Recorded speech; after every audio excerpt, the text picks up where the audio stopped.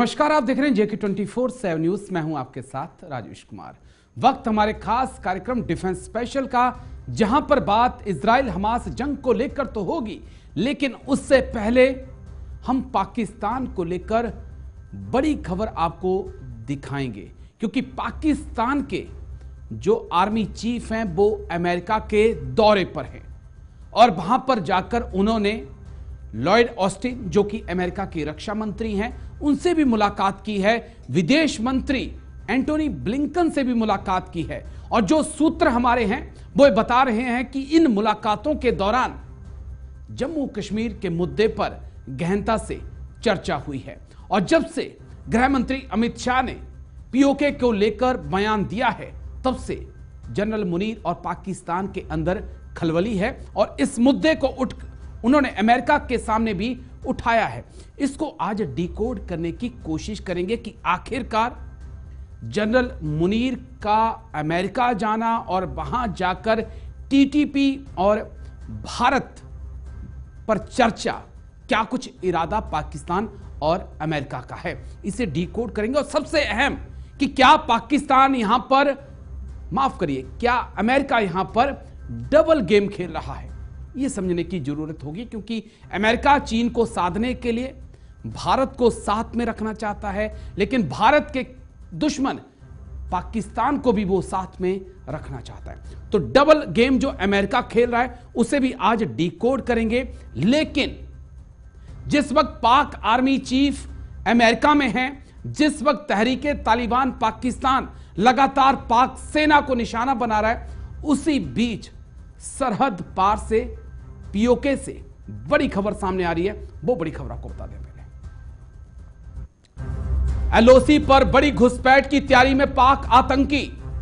PoK के launch pad पर जो है 250 से 300 आतंकी मौजूद हैं। जम्मू कश्मीर में जारी किया गया अलर्ट। बड़ी खबर, विदेशी आतंकियों को कश्मीर भेज सकता है पाक। सूत्रों के हवाले से बड़ी खबर, एलओसी पर बड़ी घुसपैठ की तैयारी में पाक आतंकी।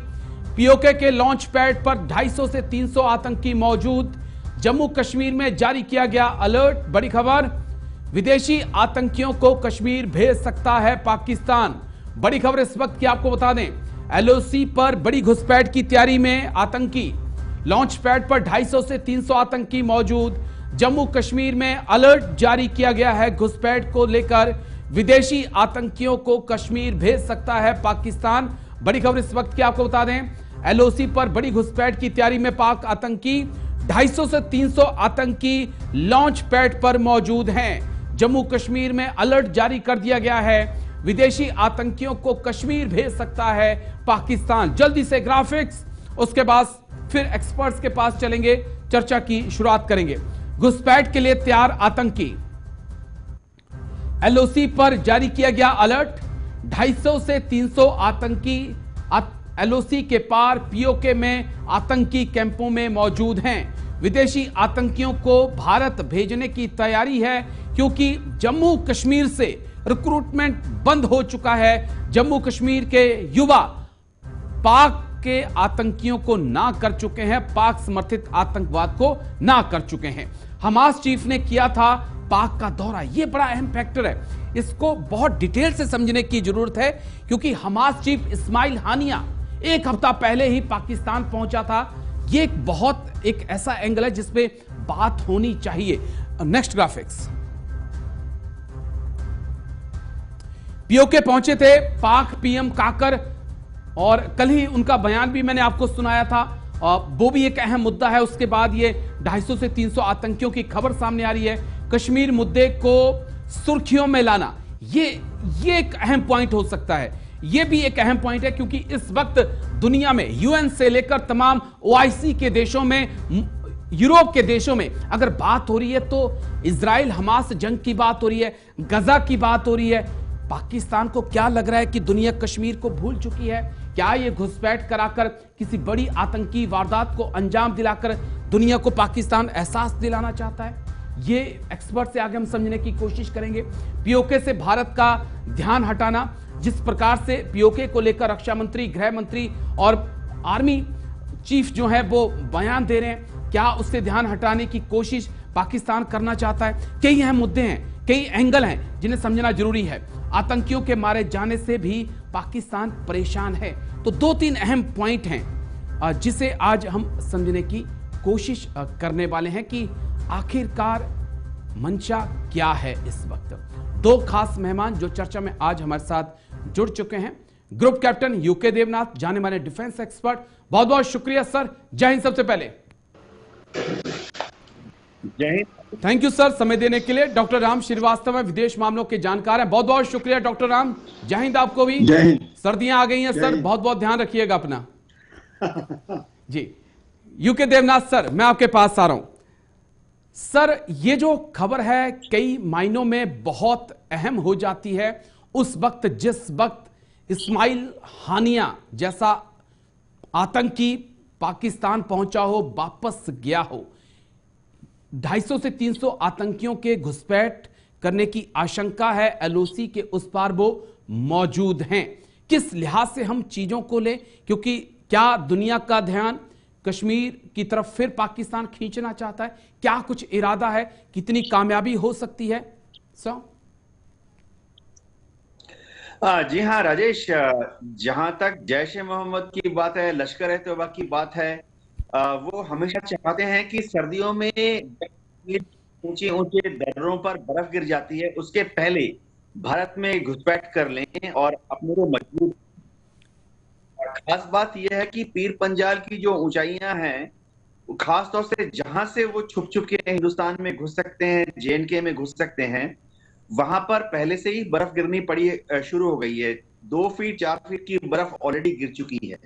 कुछ दिनों के बाद जब ये बर्फ 8 फीट 10 फीट मोटी हो जाएगी तो फिर उनके लिए हिंदुस्तान में घुसना बड़ा मुश्किल हो जाएगा। तो इसलिए आईएसआई कोशिश करती है कि इन लोगों को अब जल्दी से जल्दी हिंदुस्तान में दाखिल करा दे। जहां तक इस्माइल हानिया की पाकिस्तान विजिट की बात है, भारत की जो इंटेलिजेंस कम्युनिटी है उसको बहुत क्लोजली मॉनिटर कर रही थी। अच्छी बात यह है कि अभी तक कम से कम ऑफिशियली तौर पर जो सुना जा रहा है, इस्माइल हानिया का एलईटी के साथ, जैश ए मोहम्मद के साथ, हमास का कोई लिंक सामने नहीं आया है। मेरे ख्याल से हमास भी कदम फूक फूक के रख रहा है। ये समझना पड़ेगा कि भारत ने अभी तक हमास को बैन नहीं किया है। गृह मंत्रालय ने अक्टूबर की 7 तारीख से 2 बार मीटिंग रखी थी, जिसमें कि ये आकलन किया गया कि हमास जो है वो ऐसा कोई सबूत गृह मंत्रालय को नहीं लगा, हमारे पास है कि जिससे ये आइडिया हो कि हमास जो है वो भारत में घुसने की कोशिश कर रहा है। हाँ, भारत के उनके काफी सारे लोग हैं, गुर्गे हैं, वो हमास के झंडे लहरा रहे हैं दाएं बाएं। वो तो कहीं पे भी किसी टिलरी शॉप में आप 15 रुपए में सिलाई करवा लीजिए। लेकिन ये बात है कि हमास जानता है कि भारत जो है फिलिस्तीन की मदद कर रहा है, भारत फिलिस्तीन के लोग है कि भारत जो है हमास के विरुद्ध में नहीं है। हाँ, जहां तक पाकिस्तान की बात है, वो क्यों आया? हानिया पाकिस्तान में आया था थोड़ा पॉलिटिकल सपोर्ट मांगने के लिए। जी, ये समझना पड़ेगा कि पाकिस्तान इतना दूर है, वहां से हजारों किलोमीटर दूर है कि कोई मिलिट्री सपोर्ट तो दे नहीं सकता। और पाकिस्तान ने अगर गलती से एक आध हथगोले दे दिए हमास को, तो अमेरिका जो है वो पाकिस्तान के ऊपर बरस पड़ेगा, सांस नहीं लेने देगा अमेरिका पाकिस्तान। तो वो आया था थोड़ा पॉलिटिकल सपोर्ट मांगने के लिए। पाकिस्तान में अभी जो सरकार है वो जरा कोई सरकार तो है नहीं जी। एक जो सरकार है वो किसी तरह से इलेक्शन का इंतजार कर रही है। ठीक है। दो उभय पक्ष को लगता है कि किसी तरह से वो इस इलेक्शन में जीत जाएं, एक दूसरे को दांव पटकी दे रहे हैं। ऐसी हालत में आईएसआई सिर्फ शायद मेरे ख्याल से एकमात्र संगठन है जो कि इन आतंकवादियों को भारत में घुसाने की कोशिश कर रही है। लेकिन हम लोग बहुत अलर्ट हैं। मतलब पिछले 10 साल में 5 साल में स्थिति ग्राउंड पे इतनी हमारे फेवर में चली गई है कि ये घुस नहीं पाते हैं। जी, मैं आता हूं सर आपके पास, कई कड़वे सवाल लेकर मैं आपके पास आऊंगा। मैं आता हूं, कुछ कड़वे सवाल लेकर आता हूं आपके पास। डॉक्टर राम, मैं आपसे समझना चाहूंगा कि जो जिस प्रकार से कल पाक के पीएम जो हैं वो पीओके पहुंचे थे, उनका बयान बहुत सुर्खियों में है जो उन्होंने कश्मीर को लेकर दिया। जो चीज मैं समझना चाहूँ आपसे कि क्या ये जो इजराइल हमास की जंग गजा को लेकर हो रही है, क्या उसके बाद से कश्मीर का मुद्दा दुनिया के ध्यान से हट गया है? क्या पाकिस्तान उसे फिर से जीवित करना चाहता है? इस कोशिश को माने पाकिस्तान के प्रधानमंत्री का यह दौरा और 250 से 300 आतंकियों का सरहद पे मौजूद होना। सर राजेश जी, बड़ी सीधी सी बात है। वहां पर पाक ऑक्युपाइड कश्मीर में इस समय करीब करीब 4 दिन से वहां जितने भी विश्वविद्यालय और कॉलेजेस के टीचर्स हैं वो भूख हड़ताल पर बैठे हुए हैं। उनके पिछले 3-4 महीने से कोई तनख्वाह नहीं मिली है। तो वहां की जो स्थिति है इतनी डामाडोल है पीओके की, लोग त्रस्त हैं, बिजली की दरें और तेजी से बढ़ गई हैं। और यही एक कारण है कि आप जब से हमारे गृह मंत्री ने ये कहा है कि पाक ऑक्युपाइड कश्मीर भारत का ही हिस्सा है, वो हमारी कुछ राजनीतिक गलतियों के कारण, अगर हमने सीज फायर कुछ दिन बाद किया होता तो आज भारत का हिस्सा होता, ये परेशानी नहीं होती। तो देखिएगा, एक तो ये इम्पोर्टेंट मुद्दा है कि वहां पर आंतरिक स्थिति बहुत खराब है, और दूसरा इम्पोर्टेंट मुद्दा ये है कि कभी भी संयुक्त राष्ट्र संघ में या और अमेरिका में या किसी दूसरे देश में कोई राष्ट्राध्यक्ष जाता है, डिप्लोमेटिक बातें करता है, राजनीतिक चर्चाएं करता है तो समझ में आता है। लेकिन सिर्फ ऐसे तानाशाही देशों में ही ये उदाहरण देखने को मिलता है कि वहां का चीफ ऑफ आर्मी स्टाफ वहां गया हो और राजनीतिक चर्चाएं कर रहा हो। हकीकत में उनको पेंटागन ने बुलाया था। पेंटागन में जो पहले समाचार आए थे, पेंटागन में उनके फौजी अफसरों से और मैं उस मुद्दे पे बात करूंगा डॉक्टर साहब। मैं अमेरिका में जनरल मुनीर हैं, उसको मैं बहुत डिटेल से समझूंगा आपसे। मैं फिलहाल ये समझना चाहता हूं कि पाकिस्तान के वो कौन से इस वक्त के हालात हैं, क्योंकि हम देख रहे हैं कि दुनिया में इस वक्त ओआईसी में, दुनिया भर में कहीं पर भी कश्मीर की चर्चा नहीं है। क्या पाकिस्तान को यह लग रहा है कि दुनिया का ध्यान धीरे धीरे से कश्मीर से हट रहा है? क्योंकि जैसे जैसे कश्मीर में स्थितियां ठीक हो रही हैं वैसे वैसे दुनिया कश्मीर को लग रहा है कि नॉर्मल हो चुका है और आगे बढ़ रही है। क्या उसी कश्मीर को फिर से पाकिस्तान दहलाना चाहता है ताकि गजा के साथ साथ कश्मीर की भी चर्चा हो? देखिए, कश्मीर और गजा की स्थिति में जमीन आसमान का अंतर है, ये तो आप सुनिश्चित है। कश्मीर की जनता आजकल बहुत संतुष्ट है। भारत के दूसरे नागरिकों की तरह वहां इस बात की पूरी तरह से एक तरह गारंटी हो चुकी है कि अब कश्मीर का कोई भी भाग पाकिस्तान जो क्लेम करता है वो गलत है, पूरी दुनिया समझ चुकी है। अब रहा सवाल ये कि आतंकवादी जो वहां जमा हो रहे हैं, ये तो आईएसआई की, जैसा हमारे देवनाथ साहब ने कहा है, उनकी हरकत है। पर यहाँ एक पॉइंट और महत्वपूर्ण है, वो ये है कि हमास का जो वहां पर नेता आया था ईरान के थ्रू आया था, और ईरान हमास का एक तरह से प्रायोजक है और वो हथियार दे रहा है। लेकिन अभी जो फिलहाल वहां कुछ हथियार बरामद किए हैं आईडीएफ ने, उनमें चीनी हथियार मिले हैं। तो चीन के हथियार वहां कैसे पहुंच गए? चीन के हथियार पहुंचने का एक ही साधन है कि वो इन हथियारों को बटोरने के लिए यहाँ से आया होगा, और शायद आईएसआई ने उनसे ऐसी सांठगांठ की होगी, कुछ विदेशी आक्रांता आपके पास हो तो इनको इधर भेज दीजिए, ट्रेनिंग के नाम पर बुला लिया होगा, और वहां पर उन्होंने इन आतंकवादियों को इकट्ठा किया होगा। हमारी जो कूटनीतिक और गोपनीय नजरें हैं वो काफी प्रखर है, और हमें पूरा विश्वास है 250 नहीं, 300 नहीं, 1000 भी होंगे तो हम उनको जमींदोज कर देंगे। ठीक है, मैं group captain U K Devnath sir आपके पास आ रहा हूं। जब ऐसी और इस प्रकार की इंफॉर्मेशंस लगातार आती रहती हैं, बहुत अच्छे से सेना को भी पता है कि कहां कहां पर आतंकी कैंप इस वक्त पीओके में मौजूद हैं, कहां कितने आतंकी मौजूद हैं।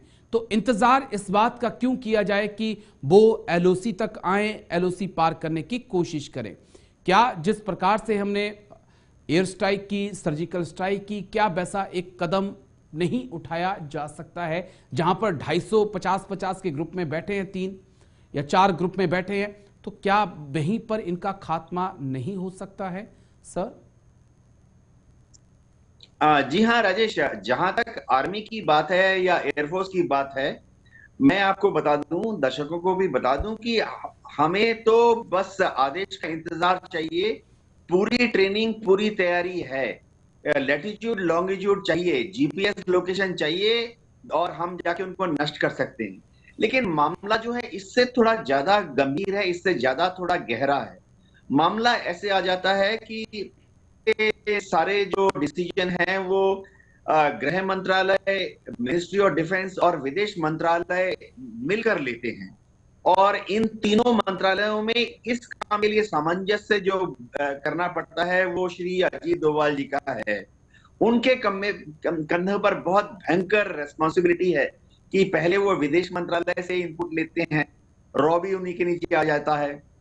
फिर वो गृह मंत्रालय से बात करते हैं क्या कश्मीर में, हमारे कश्मीर में अंदरूनी स्थिति कैसी है जी। फिर डिफेंस मिनिस्ट्री से बात करते हैं कि क्या वहां घुस के अगर ये 5-10 लोगों को मार देंगे, 1-2 तंबू उड़ा देंगे तो उससे कुछ मिलिट्रीली कुछ हासिल होगा क्या। तो जो एनएसए हैं उनके कंधे पे ये भयंकर जिम्मेवारी आ जाती है। मैं बता दूं कि एनएसए हमारे बहुत जिम्मेवार हैं और वो आकलन ऐसा करते हैं कि अगर हम फिर से एक बालाकोट करते हैं तो उसमें हमारे देश को मीडियम टर्म पे यानी अगले 1-2 साल में या लॉन्ग टर्म में यानी अगले 5-10 साल में क्या पॉलिटिकल और डिप्लोमेटिक बोनस पॉइंट मिलने वाला है। तो अगर अजीत डोभाल जी का ये आकलन होगा कि इससे हमें मीडियम टर्म में यानी 1-2 साल में या 5-10 साल में लॉन्ग टर्म में कोई पॉलिटिकल गेन नहीं मिलेगा, दुनिया के देश जो हैं वो हमसे इम्प्रेस नहीं होंगे, तो फिर वो कहते हैं जरूरत नहीं है। मामला थोड़ा गंभीर है, गहरा है और कहते हैं ना कि गूढ़ है। बहुत बहुत सवाल यहां से सर उठ सकते हैं, लेकिन चलिए मैं कुछ और अगर आपसे समझना चाहूं, क्योंकि हाल ही में आपसे या कई डिफेंस एक्सपर्ट से मेरी बात होती है तो यही कहते हैं कि अब भारत की डिफेंस का मेन फोकस चीन की तरफ है और उसको लेकर तैयारियां की जा रही हैं। मैं हो सकता है एक बड़ा कड़वा और बड़ा अहम सवाल आपसे मैं पूछ रहा हूं ये, लेकिन हमास को लेकर इजराइल की भी कुछ ऐसी ही सोच 2015 के बाद हो गई थी कि हमास खत्म हो चुका है और वो तमाम ईरान, लेबनान, दूसरे देशों को लेकर रणनीति बनाने में लग गया था।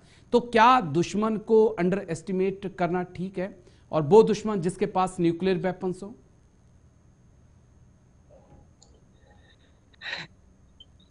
देवनाथ सर। राजेश जी आपका सवाल बहुत, देवनाथ सर आप ही सर। देखिए राजेश जी, जब डिफेंस में कोई ऐसे बोलता है कि चीन हमारा मुख्य दुश्मन है, उसका कारण हम नंबर गेम की बात कर रहे हैं।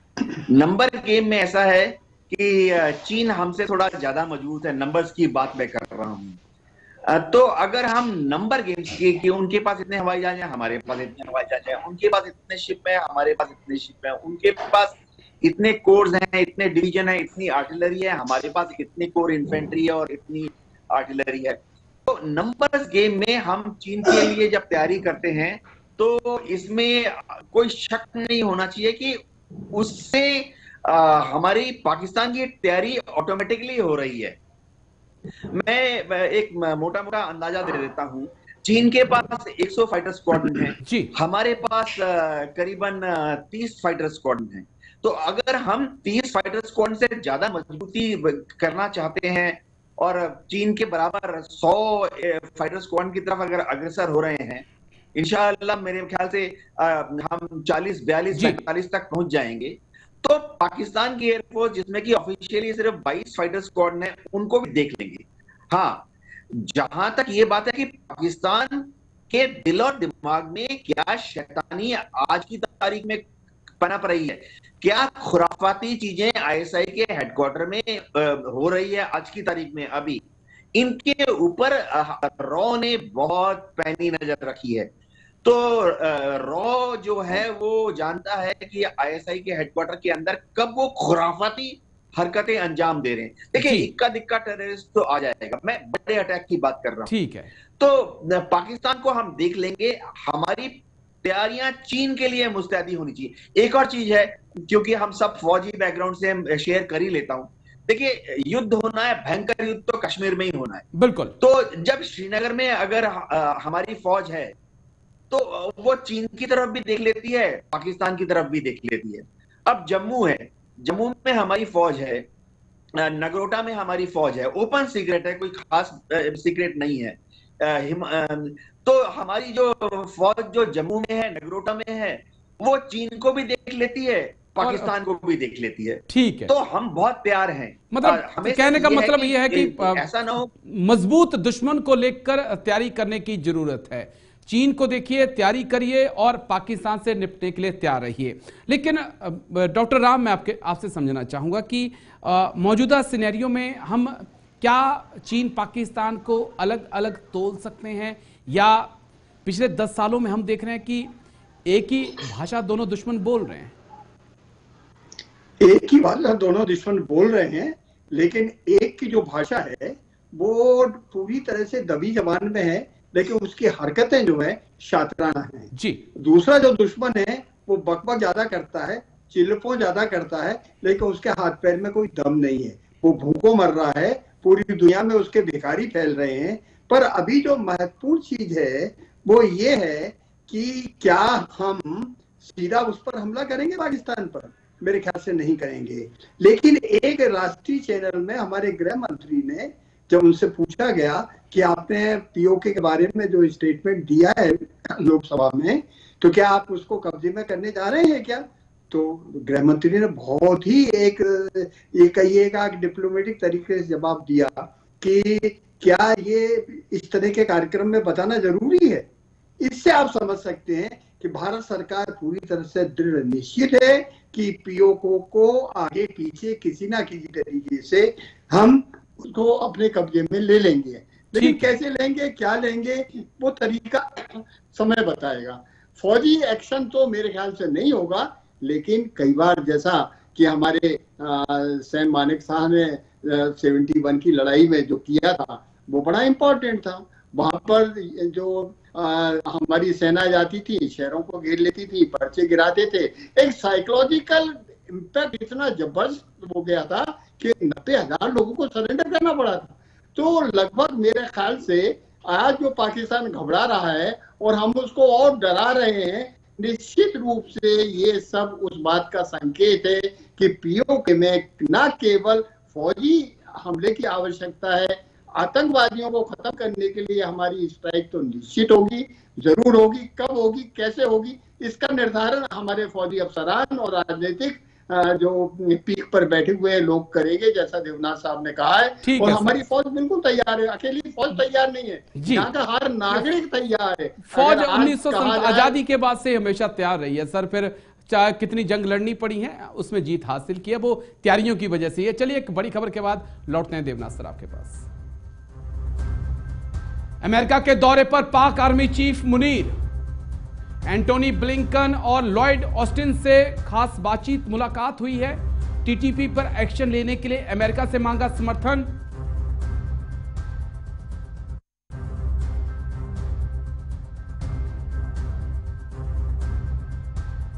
एंटोनी ब्लिंकन लॉयड ऑस्टिन से मुलाकात हुई है। अमेरिका के दौरे पर पाक आर्मी चीफ मुनीर पहुंचे हैं। एंटोनी ब्लिंकन लॉयड ऑस्टिन से उनकी मुलाकात। टीटीपी पर एक्शन लेने के लिए अमेरिका से मांगा समर्थन। अमेरिका के सामने जम्मू कश्मीर के मुद्दे को भी उठाया गया है। जल्दी से ग्राफिक्स मेरे पीछे प्ले कर दीजिए। अमेरिका में पाक आर्मी चीफ मुनीर, अमेरिकी रक्षा मंत्री लॉयड ऑस्टिन से मुलाकात हुई है। टीटीपी पर एक्शन के लिए समर्थन मांगा है। अमेरिकी विदेश मंत्री एंटोनी ब्लिंकन से भी उनकी मुलाकात हुई है। Next graphics. कश्मीर मुद्दे को लेकर दोनों में बातचीत हुई है, यह समझने की आगे हम कोशिश करेंगे अमेरिका क्या रोल प्ले कर रहा है। भारत के पीओके वाले बयान से पाकिस्तान के अंदर हड़कंप मचा हुआ है। अमेरिका से सैन्य मदद की गुहार भी जनरल मुनीर की तरफ से लगाई गई है। सर, जनरल मुनीर अमेरिका में है, मैं समझूंगा उसको, लेकिन मेरा बड़ा अहम पॉइंट है जिसमें बात होनी चाहिए कि अमेरिका कौन सा डबल गेम यहां पे खेल रहा है। पाकिस्तान को मदद, अब तो पैसों से भी मदद, हथियारों से भी मदद, और यहां पर चीन के खिलाफ भारत के साथ बातचीत, क्वेड का सदस्य और कई अहम समझौते, लेकिन भारत के दुश्मन पाकिस्तान को भी मजबूती से खड़ा करना। क्या रोल प्ले कर रहा है, चाहता क्या है अमेरिका सर? जी हाँ राजेश, हमें पहली चीज तो है कि अमेरिका और पाकिस्तान की दोस्ती से भारत को कोई परेशानी नहीं है। विदेश मंत्रालय ने सर बार टोक बार दूं बीच में, माफी के साथ टोक रहा हूं आपको, मैं टोकता नहीं हूं लेकिन मुझे टोकना पड़ा। 1971 याद होगा आपको। अगर कोई ये कहे कि अमेरिका पाकिस्तान की दोस्ती से ये नहीं है तो मुझे लगता है वो सातवां बेड़ा जहन में आ जाता है। जब रूस नहीं होता तो हमारे समुद्र पे क्या कुछ हो रहा होता। क्या उन चीजों को भुलाया जा सकता है सर? राजेश, 1971 से आज तक बहुत सारा पानी झेलम नदी में बह चुका है। मैं थोड़ा दर्शकों को भी बता दूं कि पहले 1980 के दशक तक ऐसा था कि हम लोग अमेरिका को थोड़ा दूर रखते थे जी।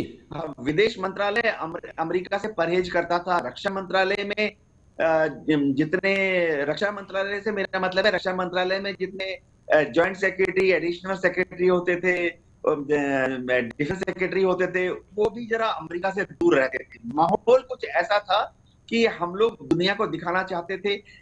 ठीक, जो नाम था नॉन अलाइन मूवमेंट, उसका असर कम हो रहा था, लेकिन फिर भी जब नाम का कॉन्सेप्ट मर गया उसके बाद भी हम लोग दुनिया को दिखाना चाहते थे कि हम अमेरिका और रूस के बीच में हैं। इनफैक्ट हम दुनिया को दिखाना चाहते थे, रूस को दिखाना चाहते थे कि हम रूस के थोड़ा ज्यादा पास हैं। अब क्या है, पाकिस्तान तो छुट भैया रहा है। वो आजाद होने के अगले दिन से ही अमेरिका के गोद में बैठ गया, वो सीएटो, सेंटो, नेटो करके। तो 1971 में जो अमेरिका ने पाकिस्तान को हेल्प दी थी वो जग जाहिर है। उससे उस वक्त भी मैं बता रहा हूं भारत को कोई पसीना नहीं आया। उनका 7th फ्लीट, उनका बेड़ा बे ऑफ बंगाल तक आया, वहां पे वो लोग अपनी झंडा हिलाते रहे, लेकिन उसके आगे उन्होंने कुछ नहीं किया। और हमारी मिलिट्री और हमारी इंटेलिजेंस का आकलन यही था कि 7th फ्लीट जो है वो भारत के पूर्वी कोस्टल तट के पास नहीं आएगा, अंडमान निकोबार के पास भी वो नहीं आया। 1971 में वो अंडमान निकोबार से 16 दिसंबर की बात कर रहा हूं। इरादे तो कुछ थे ना सर उसके पीछे, वो नहीं आया, वो बड़ी अचीवमेंट है, लेकिन कुछ इरादों की वजह से तो भेजा गया था ना सर। जो ये मदद दी जा रही है डॉलर्स में, जो हथियार दिए जा रहे हैं सर, उनके पीछे वो तालिबान के खिलाफ तो यूज नहीं होंगे, वो टीटीपी के खिलाफ तो मिसाइलें यूज नहीं होंगी, कुछ तो मकसद है ना सर उनका। देखिए, आज मैं बता देता हूं, अमेरिका दुनिया में हर जगह ऐसा है कि वो एक देश को ढूंढ लेता है, उसके दुश्मन को भी ढूंढ लेता है और दोनों देशों को एक्सपोर्ट करता है। आज भी मैं आपको 5 ऐसे एग्जांपल दे सकता हूं। तो अमेरिका जो है वो हिंदुस्तान के साथ भी अस्त्र शस्त्र का व्यापार करना चाहता है। अमेरिका पाकिस्तान को भी कुछ बेचना चाहता है। अमेरिका दुनिया में 5-6 जगह ऐसे कर रहा है कि वो इसको भी हथियार देता है, उसके दुश्मन को भी हथियार देता है। तो अमेरिका व्यापार करता है। तो हमें होता है कि अमेरिका से अब पिछले 10 साल से जो हमारी दोस्ती है, हमें मालूम है अमेरिका बीच बीच में थोड़ा पाकिस्तान के साथ थोड़ा चाय वाय पी लेता है, मुनीर को थोड़ा बुलाकर नकीन खिला देते हैं, लेकिन इतनी ही बात है, इससे ज्यादा कुछ बात है नहीं। वो मुनीर के साथ थोड़ा हाथ मिला लेते हैं क्योंकि उन्हें मालूम है कि अभी तो इंतरिम सरकार है, इसके बाद चाहे पीटीआई शायद पीएमएल एनी पावर में आएगी, तो वो थोड़ा मालूम है कि आर्मी चीफ को थोड़ा पसंद रखना पड़ता है पाकिस्तान। ठीक है, मैं आपके पास आता हूं, मैं आता हूं आपके पास। फर्क नहीं पड़ता जी। एक डॉक्टर राम, एक और अहम एंगल है जिससे मैं चीजों को समझना चाहता हूं। क्या अमेरिका पिछले 8-10 सालों से लगातार एक कोशिश कर रहा था कि भारत को अपने पाले में लाया जाए, लेकिन जिस प्रकार से हम न्यूट्रल रहे, ना हम अमेरिका की तरफ गए ना हम रूस की तरफ गए, क्या उसकी थोड़ी सी एक बौखलाहट हमें अमेरिका के व्यवहार में जो चेंज आया है पाकिस्तान को लेकर वो देखने को मिल रही है? क्या जो पन्नू का मामला सामने आया है, CIA चीफ भारत आए थे, क्या एक वो मामला भी हो सकता है? बहुत इंटरेस्टिंग है सर, बहुत सारी चीजें बदल रही हैं।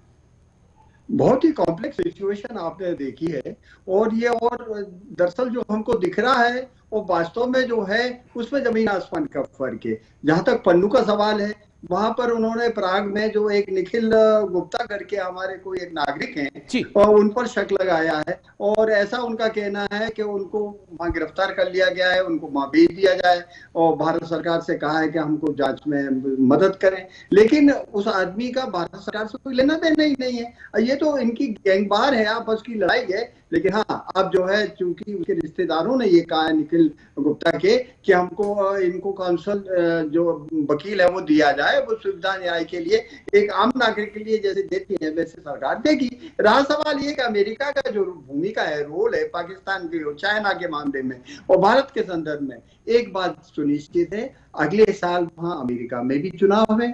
आज की तारीख में वहां जो प्रतिशत आ रहा है वो पॉपुलैरिटी ट्रंप की ज्यादा आ रही है। और अभी जिस तरह से दूसरे रिपब्लिकन के मेंबर रामास्वामी ने अपना खुलेआम स्टेटमेंट दिए हैं, उन सबको देखते हुए अभी तो हालत ये है कि जो बाइडेन साहब है उनके बेटे हडसन पर महाभियोग लग रहा है। महाभियोग लगा वैसे ही कि वहां सीनेट ने उसकी मंजूरी दे दी है, तो बाइडेन साहब को अलग हटना पड़ेगा। कमला हैरिस तो ऑटोमेटिकली चुनाव के पहले प्रेसिडेंट हो जाएंगी, ऐसी संभावना व्यक्त की जा रही है। ऐसी स्थिति में यह मानकर चलिए कि भारत के जो मूलवंशी लोग हैं आज पूरी दुनिया में छाए हुए, चाहे इंग्लैंड हो, अब फ्रांस के भी समझ में आ चुका है भारत से दोस्ती करना कितना अच्छा है, और सबकी जो जीडीपी है वो नीचे गिरती जा रही है, हमारी बढ़ती जा रही है। हम एक मजबूत देश के रूप में आगे आ रहे हैं। और यहाँ तक कि पुतिन साहब ने भी जो है, जो खुले शब्दों में तारीफ की हमारी मोदी जी की कि वो बहुत सख्त आदमी है, देश के हित में जो निर्णय लेते हैं उनको कोई टिका नहीं सकता है। इसलिए आज की तारीख में आप ये मान के चलिए अमेरिका किसी भी तरीके से भारत के विरुद्ध कोई एक्शन नहीं ले सकता। रहा सवाल पाकिस्तान का क्यों ले रहा है, वो उनको क्यों पुचकार रहा है? वो सिर्फ पुचकार नहीं रहा, मुनीर साहब को बुलाकर डांट रहा है। पुचकारना तो राजनीतिज्ञों को होता है, प्रेसिडेंट को होगा, प्राइम मिनिस्टर को होगा। कक्कर साहब चाहे कैसे भी प्रधानमंत्रियों पर हैं तो सही, उनको बताना चाहिए था, सरकार के प्रतिनिधि तो वो थे, लेकिन उन्होंने मुनीर को बुलाकर सीधा सीधा सीधा बोल दिया है कि भाई जो एटमी हथियार है वो आतंकवादियों के हाथ में नहीं जाना चाहिए। और रहा सवाल ये कि अकेले उन्होंने गृह मंत्री से या विदेश मंत्री से बात की, नहीं, आज तो उन्होंने मालूम है किससे बात की, यूनाइटेड नेशंस के महासचिव से बात की है। और वहां रोना रोया है कि भारत को जो कश्मीर में चल रहा है परिवर्तन किया है, 370 हटाई। अरे फौजी आदमी को 370 से क्या लेना देना, ये हमारा आंतरिक मामला है। लेकिन वो रोना गाना उसी घिसी पिटी लकीर में कर रहे हैं, जिसके के कारण आज पाकिस्तान बर्बाद ठीक है। मैं आता हूं, मैं group captain U K Devnath sir के पास जा रहा हूं। सर, ये चर्चा में है, अमेरिका में भी जब वो एंटनी ब्लिंकन से मिले तब भी उन्होंने 370 की बात कही, एंटोनियो गुटरेस से भी मिले तब भी उनकी तरफ से 370 और कश्मीर का मुद्दा उठाया गया। खबरें यहां तक भी हैं कि तहरीक तालिबान पाकिस्तान के खिलाफ पाकिस्तान एक्शन लेना चाहता है। वो चाहता है कि अफगानिस्तान की जमीन पर जाकर मैं तालिबान को, तहरीक तालिबान पाकिस्तान को खत्म करूं, टीटीपी को खत्म करूं। क्या ये वो मुद्दे हो सकते हैं? क्या अमेरिका इसके लिए राजी हो सकता है? क्या अमेरिका वहां पर पाकिस्तान में पहुंचकर चीन पर लगाम लगाना चाहता है? ईरान पे फोकस हो सकता है? कई वजह हो सकती हैं सर। जी हाँ, देखिए राजेश, जहां तक चीफ मुनीर अमेरिका में गए हैं, ये बहुत ही फिलहाल एक सेरेमोनियल विजिट के हिसाब से ले सकते हैं। ठीक है, क्योंकि पाकिस्तान की जो इंटरिम गवर्नमेंट है वो इस वक्त कोई भी स्ट्रेटेजिक डिसीजन लेने के काबिल नहीं है। इलेक्शन होंगे, उसके बाद पता लगेगा कि पाकिस्तान में ऊंट किस करवट बैठा, उसके बाद ही वो अमेरिका जाएंगे असली मुद्दों को लेकर। जहां तक जनरल मुनीर क्या टीटीपी पर एक्शन हो सकता है सर आने वाले वक्त में? टीटीपी पर एक्शन हो सकता है? टीटीपी पर पाकिस्तान की आर्मी और रेंजर जो हैं वो दबाव डाल रहे हैं। टीटीपी को फायदा ये है कि जब भी उनके पास पाकिस्तानी आर्मी का दबाव आता है वो अफगानिस्तान की तरफ चले जाते हैं, और अफगानिस्तान की तालिबान सरकार जो है उनको डायरेक्टली इनडायरेक्टली सपोर्ट देती है, शेल्टर देती है, उनको परेशान नहीं करती है। ठीक है। तो टीटीपी वाले क्या करते हैं कि अपना लॉजिस्टिक सपोर्ट और जो मेन जो हेडक्वार्टर है वो तो ये बड़ा इंटरेस्टिंग हो जाएगा अगर टीटीपी के ऊपर पाकिस्तान अटैक करता, तो मुझे लगता है कि बहुत इंटरेस्टिंग स्थिति हो जाएगी, क्योंकि तालिबान और पाकिस्तान का घमासान भी